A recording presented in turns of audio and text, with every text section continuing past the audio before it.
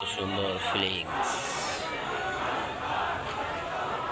আজকের অবশ্য আমি আজকের কথা কখন নিয়েছি বুঝছেন, আজকের মানে একটু আজকের সমস্ত বেশি।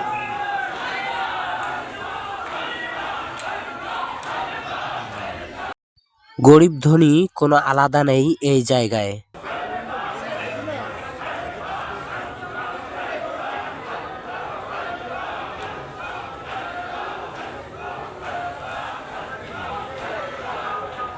আসসালামু আলাইকুম। আমি অনেক জায়গায় ঘুরেছি, অনেক জায়গায় গিয়েছি, অনেক কিছু দেখেছি। তা আমি খুঁজে পেলাম যে আসলে এই জায়গাটায় দেখি কোনো গরিব, ধনী, বড়লোক, টাকাওয়ালা, টাকা রিক্সাওয়ালা এখানে কোনো আলাদা কোনোভাবে কোনো ব্যবস্থা নেই।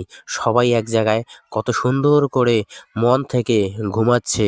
সবাই একসাথে কিভাবে কার কোন পাশে পা আছে, কার কোন পাশে মাথা আছে সেটা না দেখে ঘুমাচ্ছে। কারো কোনো অহংকার নেই, কারো কোনো কথা নেই। সবাই একসাথে ঘুমাচ্ছে। এই জায়গায় দেখলাম গরিব ধনী কোনো ভেদাভেদ নেই।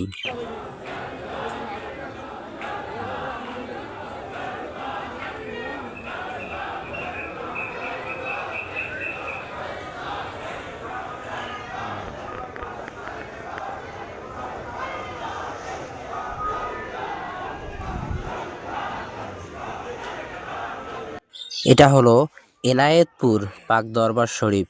আসলে এই জায়গায় গিয়েছিলাম। এই জায়গায় গিয়ে যা দেখলাম আসলে কিছু নেই দুনিয়াতে। দেখেন, মানুষ নিজেকে কখনো কখনো অহংকার কখন যে ভাবে তা বলাই যায় না। আর এখানে দেখেন কোনো অহংকার নেই, কোনো টাকাওয়ালার কোনো ইয়া নেই। সবাই একসাথে কত সুন্দর করে জিকির করতেছে, আল্লাহ নাম নিতেছে। 3 দিন থেকে 3 দিন ব্যাপী এখানে অনুষ্ঠান হচ্ছে।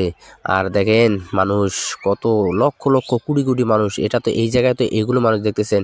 আর মনে করেন যে এরিয়াটা আছে বিশাল বড় একটা এরিয়া, মানুষে মানুষ। সে জায়গায় মানুষ কিসের জন্য গিয়েছে দেখছেন? আল্লাহকে ভালোবাসে, তারপর পীর দরবারকে ভালোবাসে।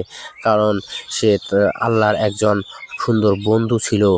আহ, খাজা এনায়েতপুরী পাক দরবার শরীফ।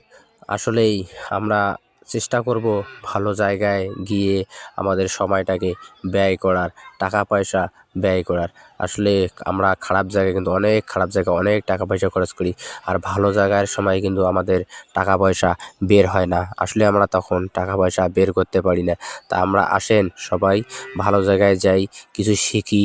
আসলে কারোর সাথে খারাপ ব্যবহার না করি, ভালো জায়গায় গিয়ে ভালো কিছু শিখি, মানুষের সাথে ভালো ব্যবহার করি। আল্লাহ তাআলা কিন্তু খুশি হবে। তাছাড়া আমরা কিন্তু খারাপ কাজে কিন্তু খুব বেশি লিপ্ত আছি। ভালো থাকবেন।